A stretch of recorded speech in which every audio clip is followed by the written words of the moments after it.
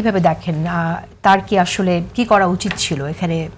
তিনি কি over sensitive হয়ে গেছেন যেটা একবার মনে করছেন, আপনি কি তাই মনে করেন কিনা? আমি এটা একটু আসি, তার আগে আরেকটা বিষয় একটু এনে আমি এটা আসছি আপনার এটা। আমার সমালোচক বলেছিলেন যে সুযোগ করে দেওয়া। দেখেন আপনি জিসানের যে বিষয়টা শিবির জানার সাথে সাথে তাকে বহিষ্কার করেছে, সর্বোচ্চ যেটা করতে পারে বহিষ্কার করেছে। এখন পরবর্তীতে এটা ঘোলাটে হলো কেন এবং এখন কখন বহিষ্কার করে মানুষ? যদি এমন হতো শিবির বহিষ্কার করার ক্ষেত্রে কালক্ষেপণ করতো, তার বক্তব্য শোনার জন্য ওয়েট করতো, তাহলে আমরা ধরে নিতাম যে শিবির এখানে এটা সুযোগ করে দিচ্ছে।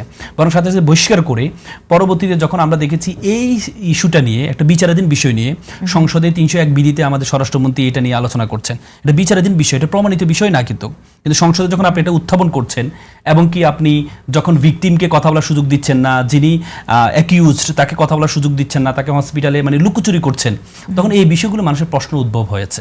এর আগে কিন্তু পর্যন্ত জিসানকে অপরাধী হিসেবে ধরা হয়েছে, এখনো ধরে জিসান অপরাধী, কিন্তু ব্যাপারটা হচ্ছে এই কথাগুলো কেন আসছে? কথাগুলো আসছে হচ্ছে কথাগুলো ওটাই হাইলাইট করতে চাইছেন যে তিনি প্রেম করেছেন, এটাই তার অপরাধ, বাকি অপরাধটা এটা জামাত শিবির হাইলাইট করার বিষয় না আপা, জামাত শিবির হাইলাইট করার বিষয় এটা এফআইআর এ আপনি দেখলে এটাই বুঝবেন। এফআইআর এ বলা হয়েছে যে তারা নিজস্ব একটা বাসায় গিয়েছে,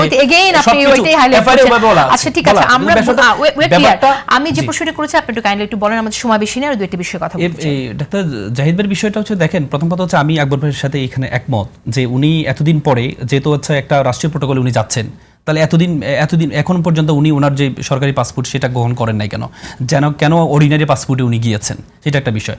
এবং কি আপনি জানেন যারা 17-18 বছর ফ্যাসিস্ট আমলে যারা কথা বলেছে, মানে বাংলাদেশের পক্ষে কথা বলেছে, প্রত্যেকের কিন্তু মানে ব্ল্যাক লিস্টে, প্রত্যেকের পাসপোর্ট কিন্তু ব্ল্যাক লিস্টে ইন্ডিয়ার আছে। তাহলে যখন একজন মন্ত্রী পদমর্যাদার একজন ব্যক্তি যখন যাচ্ছেন, তাহলে আমাদের অ্যাম্বাসেডর যারা আছেন বা আমাদের হাই কমিশন যারা আছেন বা বাংলাদেশ থেকে যারা আছেন, এখানে আমার কাছে মনে হয় আমাদের একটা দুর্বলতা বা একটু উইকনেস আমার কাছে মনে হয়েছে।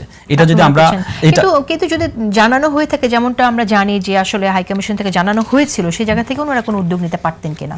জানেন তো যে তিনি না, প্রথম কথা হচ্ছে উনি তো একটা ব্যক্তি যাচ্ছেন না, উনি ব্যক্তি জাহিত যাচ্ছে না, উনি বাংলাদেশকে প্রতিনিধিত্ব করছেন এবং রাষ্ট্রীয় প্রোগ্রামে যাচ্ছেন। কিন্তু আচ্ছা,